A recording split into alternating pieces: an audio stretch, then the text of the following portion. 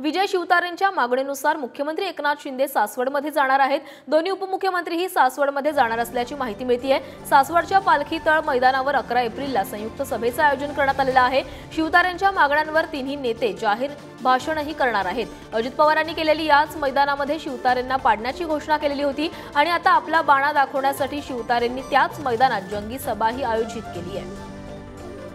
तर याबाबत अधिक माहिती देण्यासाठी आमचे प्रतिनिधी ज्ञानेश्वर चौतमल आपल्यासोबत जोडले गेलेत। ज्ञानेश्वर, विजय शिवतारेंची नाराजी आता दूर झालेली आहे आणि त्यांच्या मागणीनुसार आता बारामतीमध्ये सभा घेतली जाणार आहे। तीच सभा सासवडमध्ये सभा घेतली जाणार आहे आणि सासवडमध्ये त्याच मैदानामध्ये अजित पवारांची ही सभा पार पडली होती आणि आता अजित पवारांनाच कुठेतरी आपली ताकद दाखवण्यासाठी विजय शिवतारे ही सभा घेत आहेत का?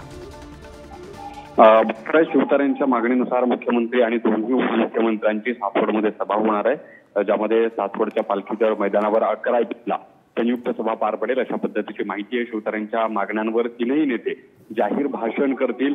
आपल्याला कल्पना आहे शिवतारेंनी जी लोकसभा बारामतीमध्ये भूमिका घेतली होती बंडखोरी करण्याची किंवा उभं राहण्याची, त्यानंतर त्यांची नाराजी दूर करण्यात आली आहे आणि आता 11 तारखेला संयुक्त सभा देखील पार पडणार आहे। सभेच्या स्थानाच्या निवडीमागं शिवतारेंची मोठी रणनीती आहे, कारण आपण जर बघितलं असेल तर अजित पवारांनी जी मैदानात सभा घेतली होती त्याच मैदानामध्ये म्हणजे अर्थात आपल्याला कल्पना आहे अजित पवारांनी शिवतारेंना पाडण्याची घोषणा ज्या मैदानात केली त्या मैदानाची ही सगळी जागा आहे जिथे 11 तारखेला ही संयुक्त सभा होणार आहे।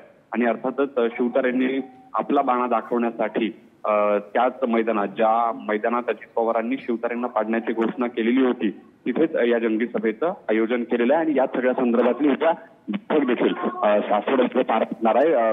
महत्व आहे या संयुक्त सभेच्या स्थानासाठी, कारण जे प्रचंड उत्तर आपल्याला त्यांच्या दोन्ही नेत्यांच्या अर्थात भाषणामधून पाहायला मिळालेलं होतं। सुरुवाती झाली ती अजित पवारांच्या भाषणापासून झाली, त्यानंतर शिवतारेंनी अजित पवारांच्या विरोधातली भूमिका घेतली आणि त्यानंतर त्यांची नाराजी मुख्यमंत्र्यांनी दूर केली। इतकंच नाही तर दोन्ही उपमुख्यमंत्री आणि मुख्यमंत्री हे सासवडमध्ये येणार असा शब्द देखील त्यांनी दिलेला होता। तशा पद्धतीचं नियोजन देखील झालेलं आहे आणि आता सभा जी आहे ती 11 तारखेला पार पडणार असल्याची माहिती आहे। बघावं लागणार आहे की दोन्ही उपमुख्यमंत्री आणि मुख्यमंत्री एकनाथ शिंदे नक्कीच ज्ञानेश्वर तर आपल्याला बघावं लागणार आहे। तर या सासवडमध्ये होणाऱ्या सभेमध्ये शिवतारे आपली कशा प्रकारे ताकद दाखवून देतात। धन्यवाद तुम्ही दिलेल्या सविस्तर माहितीसाठी।